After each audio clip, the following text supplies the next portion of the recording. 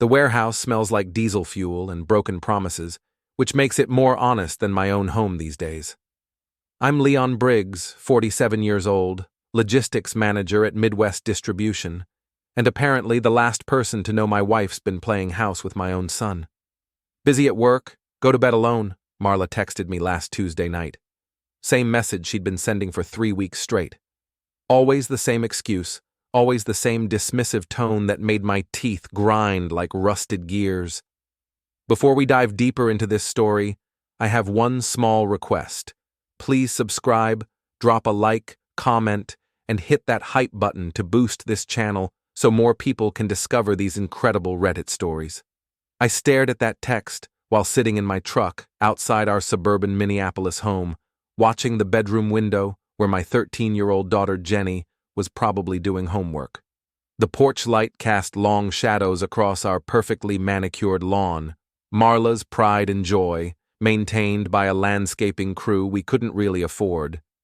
3 months ago, I wouldn't have questioned her late nights. Marla worked as an office administrator at Pinnacle Insurance, and busy seasons happened. But then came the deleted phone calls, the laptop snapping shut whenever I walked into a room, and the way she'd started looking through me like I was furniture that needed replacing. So I did what any suspicious husband would do. I installed a hidden camera in her office. The camera was smaller than a matchbox, tucked behind a fake plant I'd brought her as a thinking of you gift. Took me 15 minutes to set up while she was at lunch. The irony wasn't lost on me, using my logistics expertise to track my own wife's movements like she was inventory. For a week, I watched footage of Marla doing normal office work, filing papers, answering phones, chatting with her colleague Heather about weekend plans. I started feeling guilty, like maybe I was the paranoid husband destroying a good marriage with baseless suspicions. Then Aaron showed up, my 20-year-old son from my first marriage, supposedly struggling through his junior year at the University of Minnesota on my dime. 6'2", sandy brown hair, and that charming smile that had been getting him out of trouble since kindergarten. The same smile he'd used to convince me to pay for his off-campus apartment, his car insurance, and his meal plan, despite his barely passing grades. I was reviewing Thursday's footage when I saw him walk into Marla's office at 8:47 p.m. The timestamp burned into my retinas as I watched my son embrace my wife, not a quick family hug, but something longer, more intimate. His hand lingered on her lower back. Her fingers traced his shoulder. My legs nearly gave out right there in my home office, the same room where I'd helped Aaron with algebra homework just 5 years earlier. The footage kept rolling. They talked for 43 minutes, their heads close together, her hand occasionally touching his arm. When he left, she stood in the doorway watching him go, her posture relaxed in a way I hadn't seen in months. I rewound and watched again, then again. Each viewing made my stomach twist tighter, like someone was cranking a winch in my gut. "Dad?" Jenny's voice from the hallway made me slam the laptop shut. "Mom's not home yet?" "She's working late, sweetheart." The lie tasted like copper pennies. "How about we order pizza?" Jenny's face lit up. Pizza was usually Marla's decision, and she preferred healthier options. As I dialed Tony's Pizza, I caught my reflection in the window. Graying hair, lines around my eyes, the soft belly of a man who'd spent 20 years behind a desk. When had I become so ordinary? That night, I lay in our king-size bed staring at the ceiling, listening to Marla's key in the lock at 11:23 p.m. She moved through the house quietly, showering before sliding into bed beside me. The scent of her shampoo mixed with something else, cologne that wasn't mine. "How was work?" I asked the darkness. "Long day, quarterly reports." Her voice carried that practiced exhaustion that sounded more rehearsed each time. "Did you eat?" "Pizza with Jenny." A pause. "You know she needs better nutrition than that." Right, because pizza was the real problem in our household. Friday's footage showed Aaron returning at 9:15 p.m. This time, when he hugged Marla goodbye, I saw her kiss his cheek. Not motherly, not stepmotherly, something else entirely. I called my best friend Bryce, my warehouse foreman, and the only person who'd tell me the truth even when it hurt. "Leon, you sound like hell," he said when he answered. "What's eating you?" Hypothetical question. If you suspected your wife was having an affair, what would you do? Bryce's laugh was sharp. "Hypothetical, my ass. What did you find?" I told him about the late nights, the secretive behavior, the camera. I didn't mention Aaron. Couldn't bring myself to say those words out loud yet. "Get evidence," Bryce said without hesitation. "Document everything. And whatever you do, don't confront her until you have enough proof to bury her in divorce court." What if it's not what I think? Then you'll sleep better knowing the truth. But Leon, in 30 years of friendship, I've never known your gut to be wrong about people. Trust it. Saturday morning brought the text that changed everything. I was reviewing the week's footage when my phone buzzed with a message from an unknown number. "Can't wait to see you Monday. You make me feel alive again." The number belonged to Aaron. I'd programmed it into my phone when he'd started college. My hands shook as I screenshot the message, then forwarded it to my email. Evidence, documentation, the logistics of building a case against my own family. Marla was in the kitchen making coffee, humming some tune I didn't recognize. Jenny sat at the breakfast bar working on a science project about erosion. Fitting, considering how my family was crumbling around me. "Morning, honey," Marla said, not looking up from her phone. Probably texting Aaron. "Morning." I poured myself coffee, watching her fingers dance across the screen. "Any plans today?" "Grocery shopping. Maybe take Jenny to the mall." She glanced at our daughter with genuine affection. Whatever else was happening, Marla loved Jenny. That would make this harder. "What about Aaron? Haven't seen him lately." The slightest pause in her typing. "He's busy with school. You know how college kids are." Yeah. I was starting to understand exactly how college kids could be. That afternoon, while Marla and Jenny shopped, I drove to Aaron's apartment complex. His Mustang, the classic 1967 model I'd helped him restore, sat in the parking lot.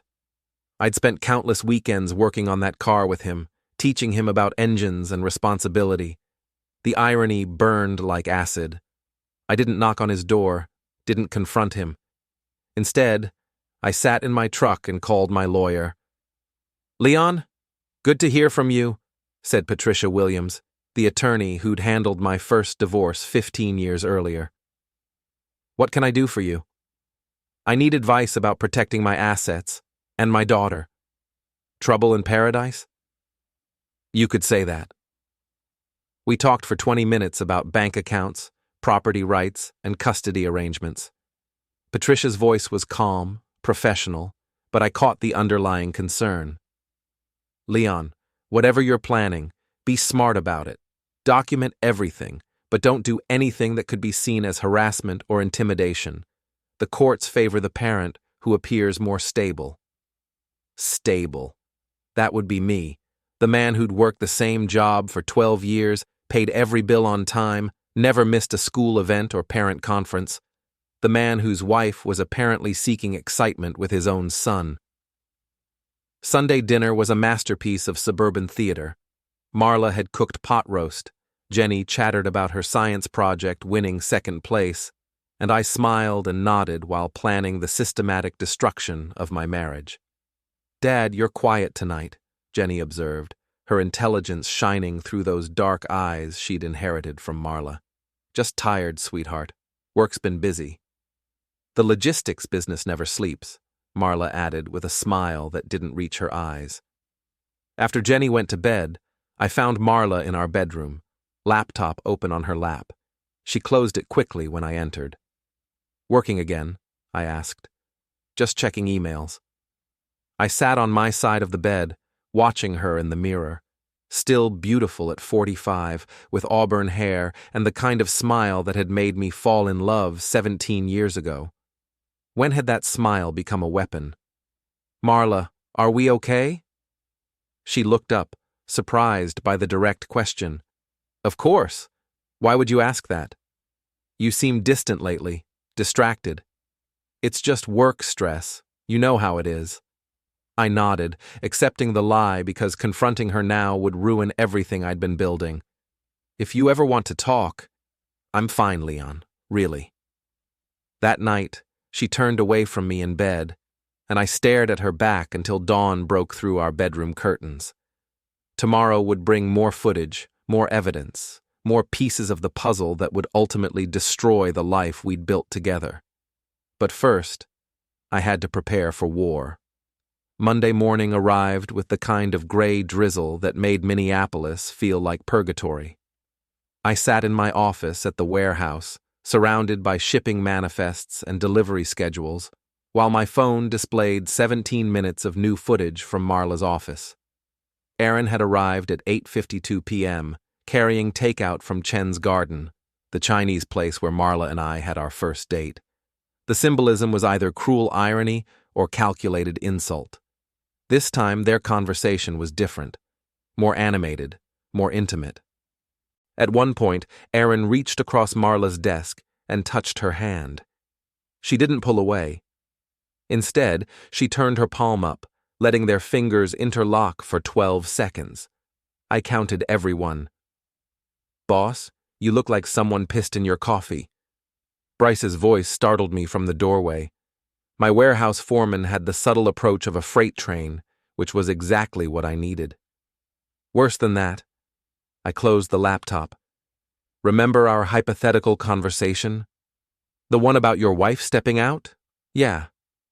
It's not hypothetical anymore, and it's worse than I thought." Bryce closed the office door and dropped into the chair across from my desk. At 52, he'd been through 2 divorces and had the cynical wisdom that came from hard experience. "How much worse?"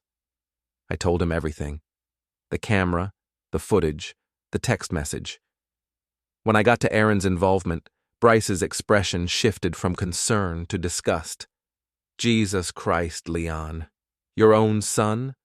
Stepson, technically, but I've raised him since he was 7. That makes it worse, not better." Bryce leaned back, processing. "What's your play?" "Systematic destruction. Financial first, then reputational, then legal." "You always were good at logistics." He almost smiled. "What do you need?" "An alibi for tomorrow afternoon, and maybe a witness to some conversations." "Done. But Leon, make sure you're ready for the fallout. This kind of thing doesn't stay contained." That evening, I implemented Phase 1. While Marla worked late, allegedly, I transferred our joint savings into an account she couldn't access. $43,000, accumulated over years of careful budgeting and sacrifice, money that was supposed to fund Jenny's college education and our retirement. Next, I called the university's financial aid office. "This is Leon Briggs. I need to discuss my son Aaron's tuition arrangement." "Of course, Mr. Briggs. Aaron's account shows a balance due of $8,400 for this semester.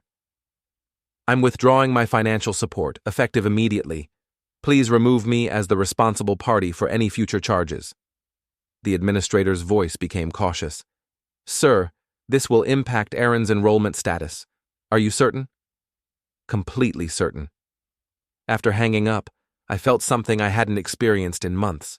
Control. For the first time since discovering the affair, I was taking action instead of just absorbing pain. My phone rang at 9:47 p.m. "Aaron." "Dad, what the hell? The university just called about my tuition." "Hello, Aaron. How's school going?" "Don't play games. Why did you cut off my funding?" I let the silence stretch, imagining him pacing his apartment, probably trying to figure out how to spin this to Marla. "Financial priorities are changing. I'm sure you understand." "This is about Mom, isn't it? She said you've been acting paranoid lately." Mom. He called his stepmother Mom while screwing her behind my back. The audacity was almost impressive. Your relationship with Marla is between you and her. This is between you and me. Dad, I don't understand what's happening, but you're 20 years old, Aaron. Time to understand that actions have consequences. I hung up before he could respond.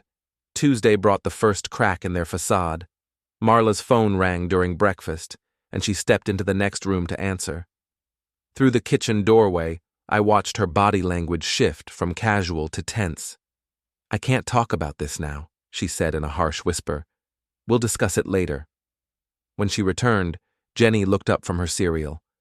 Who was that, Mom? Just work stuff, honey. But her hands were shaking as she poured coffee, and she avoided my eyes completely.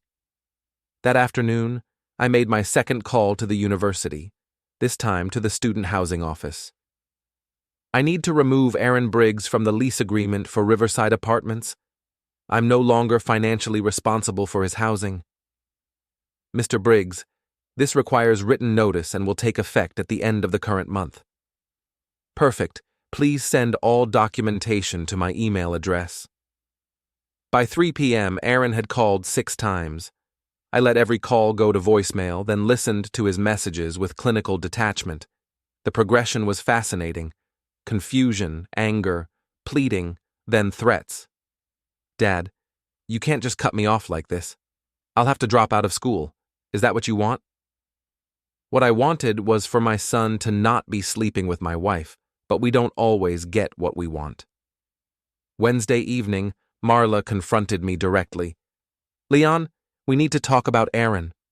We were in our bedroom, the door closed so Jenny wouldn't overhear. Marla sat on the edge of the bed, her usual composure cracking around the edges.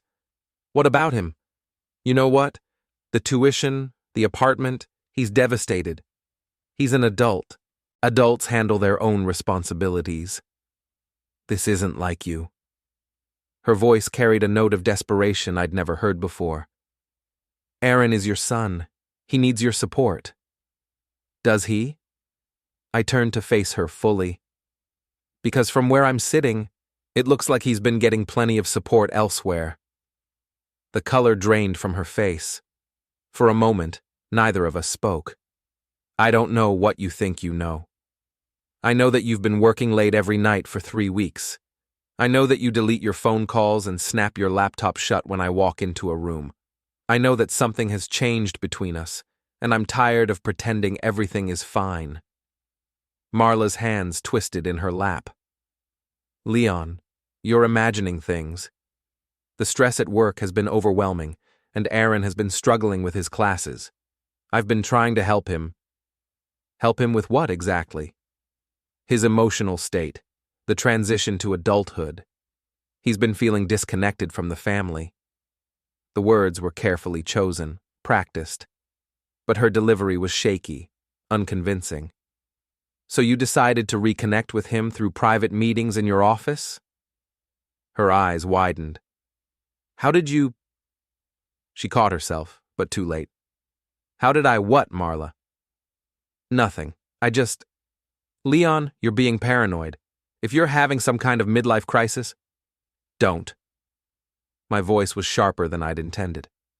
Don't turn this around on me. I've been nothing but faithful to you, to this family, to the life we built together. If there's a crisis here, I'm not the one who created it.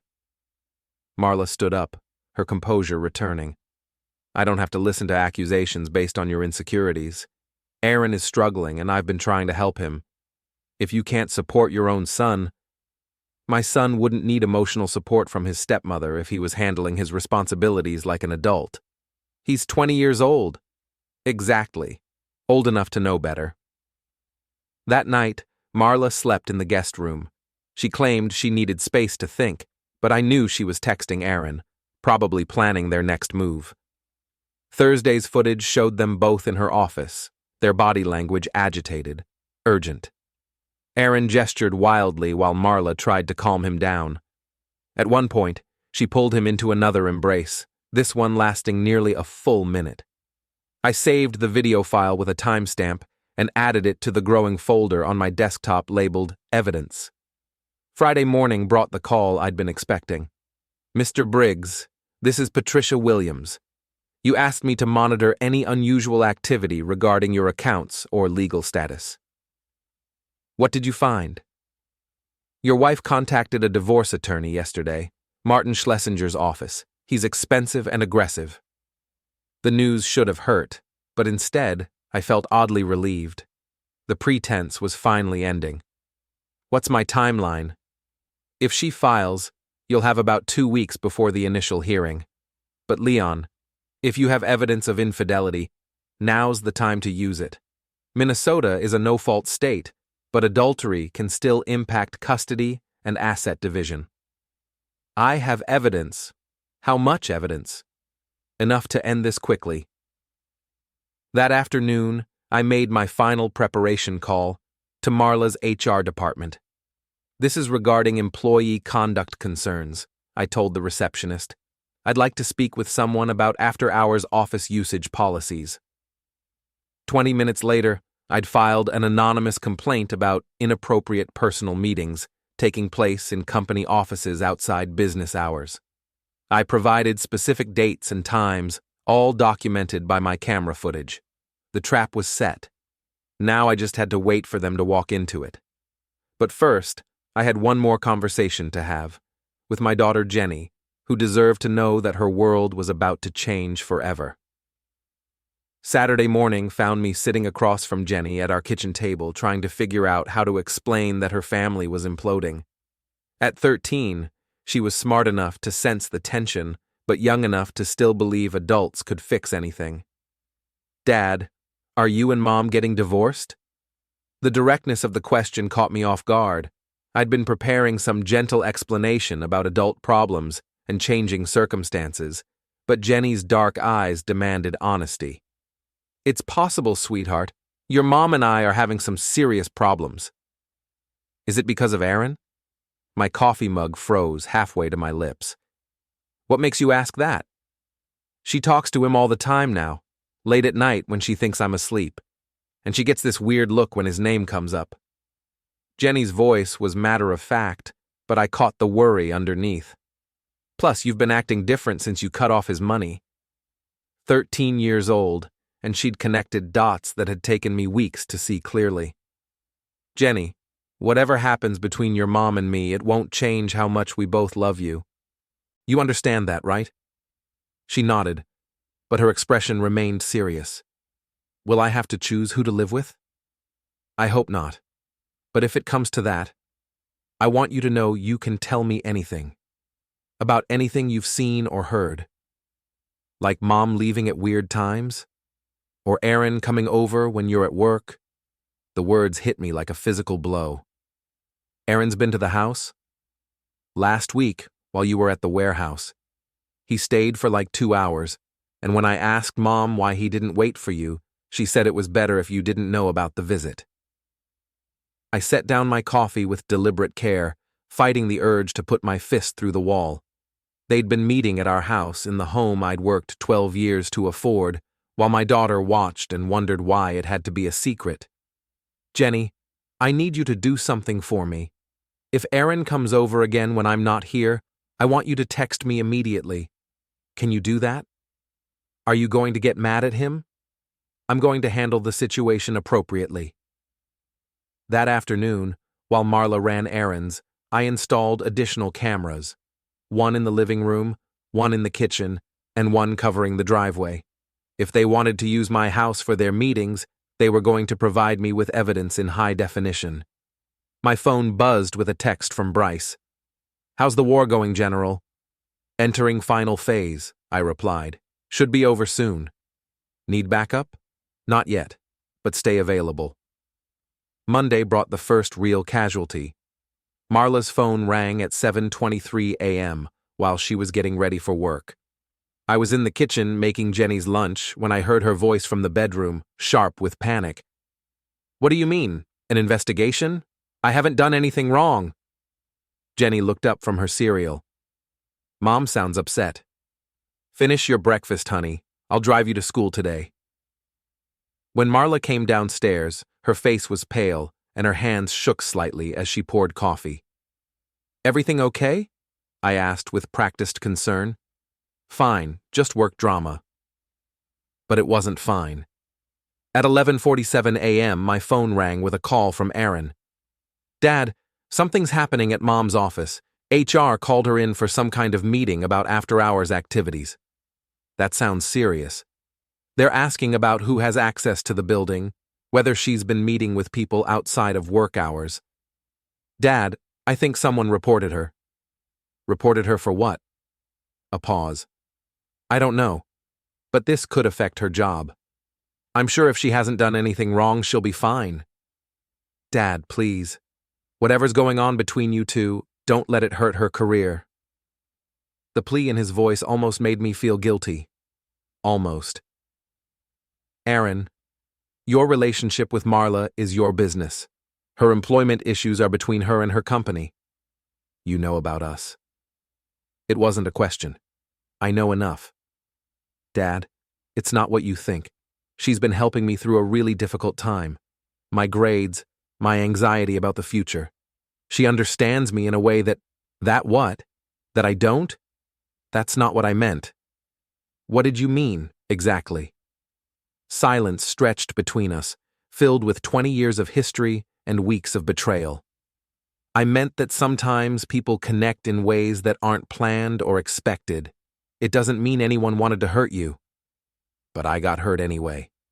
Dad! Erin, let me ask you something. When you were 7 years old, and your biological mother abandoned you, who taught you how to ride a bike? You did. When you were 12 and broke your arm falling out of that tree, who sat with you in the emergency room for 6 hours? You did, but when you were 16 and wrecked your first car, who paid for the repairs and didn't tell your mother so you wouldn't get grounded? Dad, please don't. Who co-signed for your apartment? Who bought your textbooks every semester? Who spent 3 years helping you restore that Mustang in our garage? His voice was barely a whisper. You did. And this is how you repay that investment. I hung up before he could respond. Tuesday evening brought the confrontation I'd been dreading. Marla arrived home at 6:15 p.m., her usual composure completely shattered. She'd been suspended pending the outcome of HR's investigation into inappropriate use of company facilities. This is your fault, she said the moment she walked through the door. Jenny was at her friend's house so we could speak freely. You reported me. I reported inappropriate behavior.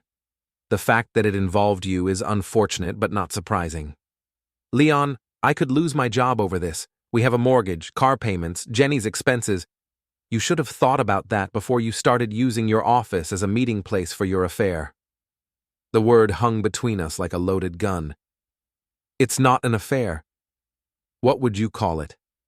A connection. An emotional bond with someone who needed support. Someone who happens to be my son. Your stepson. I raised him from the age of 7, Marla. I taught him how to drive, helped him with homework, paid for his education. In every way that matters, he's my son. And he's struggling with feeling like he never measured up to your expectations. The accusation hit harder than I'd expected.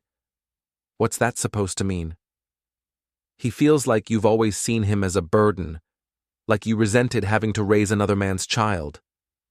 That's ridiculous. Is it? When was the last time you told him you were proud of him? When was the last time you had a conversation that wasn't about his grades or his responsibilities or his failures? I started to respond, then stopped. When was the last time? So you decided to fill that emotional void yourself? I decided to listen to him, to support him, to help him understand that he has value. By having secret meetings in your office? By being there when he needed someone? And the physical contact, the hand-holding and embracing, was that also emotional support? Her face flushed red. You've been watching us. I've been documenting the destruction of my marriage. Leon, you don't understand. Aaron has been struggling with depression, with feelings of inadequacy. He needed someone to show him that he mattered. He needed a therapist, not his stepmother. I was trying to help him. You were trying to feel young again. The words came out harsher than I'd intended, but they carried the weight of truth. Marla's face crumpled, and for a moment she looked every one of her 45 years. That's not fair. None of this is fair, Marla, but it's what we're dealing with. That night, she packed a bag and went to stay with her sister. Before leaving, she stood in our bedroom doorway and made one final attempt at reconciliation. Leon, if you can find a way to forgive us, we can work through this. Aaron realizes he made a mistake. I realize I made a mistake. We can go to counseling, rebuild our family. Our family was destroyed the moment you decided my son needed the kind of support that required secret meetings and physical intimacy. It never went beyond emotional connection. I have video evidence that suggests otherwise. Her shoulders sagged in defeat. What do you want from me? I want you to admit what you did.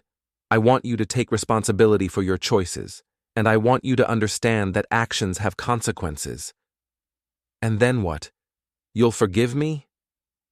I looked at this woman I'd loved for 17 years, this woman who'd helped me raise my son and given me a daughter, this woman who'd shared my bed and my dreams and my bank account while carrying on an emotional affair with my child. Then we'll see what's left to salvage. But even as I said the words, I knew the answer was nothing. Wednesday morning arrived with the kind of crystalline clarity that comes after a storm passes. Marla was gone, Jenny was confused but resilient, and I had a decision to make about how this story would end.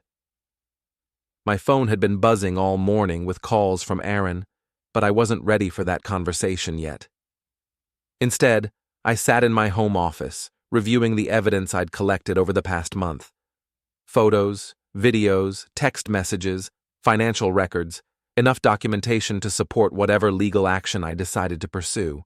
At 9:15 a.m., Patricia Williams called with an update. Leon, Marla filed for divorce yesterday afternoon. She's claiming irreconcilable differences and asking for joint custody of Jenny, plus spousal support. What about the adultery evidence? That's where things get interesting. Her attorney is arguing that emotional connection doesn't constitute adultery under Minnesota law. They're claiming no physical relationship occurred. I have video evidence of inappropriate physical contact.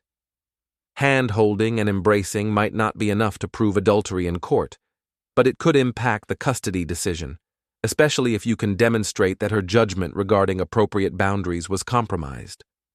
What's my best strategy? Document everything, maintain the moral high ground, and let her attorney make the mistakes. Don't retaliate in ways that could make you look vindictive.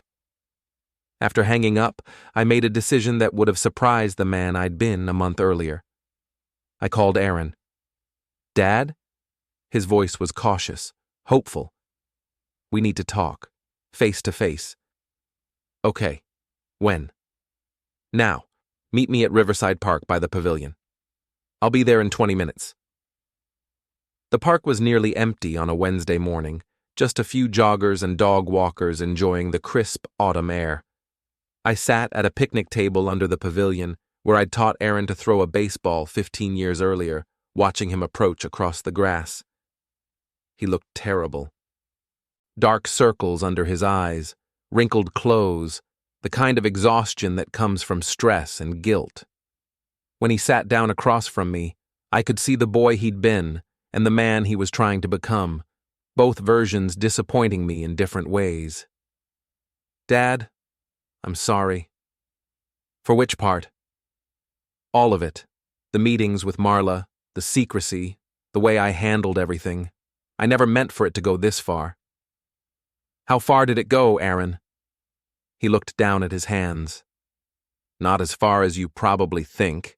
There was never anything physical beyond what you saw on your cameras. You knew about the cameras? Marla figured it out yesterday. The timing of the HR investigation made it obvious. I nodded. No point in denying it now. Aaron, help me understand something. What were you thinking?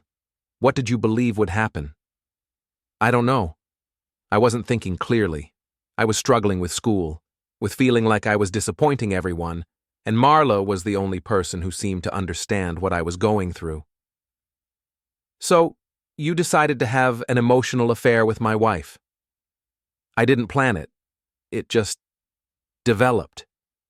She was helping me with my problems, and somewhere along the way, it became something more than it should have been. And you never thought about how this would affect me, or Jenny, or our family? I thought about it all the time. But I also thought maybe you wouldn't find out, and it would just be this thing that helped me get through a difficult period. The honesty was brutal and naive in equal measure. Aaron, do you understand what you've cost me? Your marriage. More than that. You've cost me my ability to trust the two people I loved most in the world. You've cost me my sense of security in my own home. You've cost me the belief that I was a good father and husband. His eyes filled with tears. Dad, you are a good father. This isn't about anything you did wrong. Isn't it? Marla said you felt like I never appreciated you, never showed you that you mattered. Was she right? Aaron was quiet for a long moment. Sometimes it felt like nothing I did was good enough, like you were always waiting for me to screw up. The words hit me like a physical blow, but I forced myself to listen. But that doesn't excuse what I did, he continued. I made a choice to handle my feelings in the worst possible way. I hurt you, and I hurt our family, and I'm sorry. Sorry doesn't fix this, Aaron. I know, but it's all I have to offer. We sat in silence, watching a young father push his daughter on the swings across the playground. The scene was so normal, so innocent, that it made our conversation feel even more surreal. What happens now? Aaron asked. Now you learn to live with the consequences of your choices. Your tuition is gone, your apartment lease expires at the end of the month, and your relationship with me will never be the same. Dad, I'm not finished.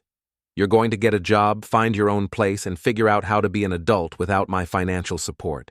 You're going to stay away from Marla until this divorce is finalized, and you're going to think very carefully about the kind of man you want to be going forward. What about us? Is there any chance we can rebuild our relationship? I looked at this young man I'd raised, this person I'd invested 20 years of love and effort into, this stranger who'd betrayed me in the most personal way possible. I don't know, Aaron. Right now, I can't look at you without seeing what you took from me. Maybe that will change with time, but I can't promise it will. He nodded, accepting the verdict with more maturity than he'd shown in months. For what it's worth, Dad, I love you. I've always loved you, even when I was too stupid to show it properly. I love you too, son. That's what makes this so devastating. Aaron left the park with slumped shoulders and a future full of uncertainty. I stayed at the picnic table for another hour, processing the conversation and planning my next move. That evening, I had a similar conversation with Jenny, age-appropriate but honest about the changes coming to our family. She took the news better than I'd expected, with the resilience that kids often show in crisis situations. Dad, will I still get to see Aaron? Probably, but not for a while. He needs to figure some things out. Is he a bad person now? No, sweetheart. He made some bad choices, but that doesn't make him a bad person. Sometimes good people do things that hurt the people they love. Like Mom? Like Mom. Friday brought the final piece of evidence I needed. Marla's HR investigation concluded with her termination for violation of company policies regarding appropriate use of facilities and professional boundaries. The report would become part of the divorce proceedings, supporting my position that her judgment had been compromised. That evening, as I tucked Jenny into bed, she asked the question I'd been dreading. Dad, do you hate Mom and Aaron now? I considered my answer carefully. No, honey, I'm angry and hurt, but I don't hate them. They're family, and family is complicated. Will you ever forgive them? I hope so. Forgiveness is important, but it takes time. Will our family ever be normal again? I smoothed her hair back from her forehead, this beautiful, innocent girl who'd been caught in the crossfire of adult failures. Our family will be different, but it can still be good. You and I will figure out our new normal together. Saturday morning, I received a text from Marla. Can we talk? I want to try to work this out. I stared at the message for a long time, remembering the woman I'd fallen in love with, the mother of my daughter, the person who'd shared my life for 17 years. Then I remembered the secret meetings, the lies, the betrayal that had destroyed everything we'd built together. I typed back, "We can talk through our attorneys. Take care of yourself, Marla." Then I deleted her number from my phone. 6 months later, the divorce was finalized. I got primary custody of Jenny, kept the house, and retained most of our assets. Marla moved across town and found a new job. Aaron dropped out of college and got work at a construction company, slowly learning the value of earning his own way. Jenny and I developed new routines, new traditions, and a stronger relationship built on honesty and mutual respect. We had pizza every Friday night and worked on her science projects together. She never asked about the cameras I'd installed, and I never told her about the footage that had ended our family as we knew it. 1 year later, I was promoted to regional logistics manager, with a salary increase that secured Jenny's college fund and our future stability. The irony wasn't lost on me. My ability to track and document had destroyed my marriage, but advanced my career. On the anniversary of discovering the affair, I deleted all the video files and removed the cameras from the house. The evidence had served its purpose, and holding on to it would only poison whatever healing might still be possible. Aaron sent me a birthday card that year with a simple message. "Thank you for teaching me that actions have consequences. I'm trying to be the man you raised me to be. Love, Aaron." I kept the card, but didn't respond. Some wounds need more time to heal. Marla and I now communicate only about Jenny's needs, with polite efficiency that carries no trace of the intimacy we once shared. She's dating someone new, a man closer to her own age who doesn't carry the baggage of our shared history. Jenny thrives in our simplified household, excelling in school and maintaining relationships with both her parents. She's never asked for details about why the marriage ended, and I've never volunteered them. Some truths are too heavy for children to carry. The logistics of revenge, I learned, are simpler than the logistics of forgiveness. Destruction requires only evidence and determination. Healing requires something much more complex: the willingness to let go of justified anger and choose a different path forward. I'm still working on that part. But every morning when I watch Jenny eat breakfast and chatter about her plans for the day, I'm reminded that some things are worth preserving, even when everything else falls apart. Our new family of 2 isn't what I planned, but it's built on a foundation of honesty that the old family never had. And that, I've discovered, makes all the difference.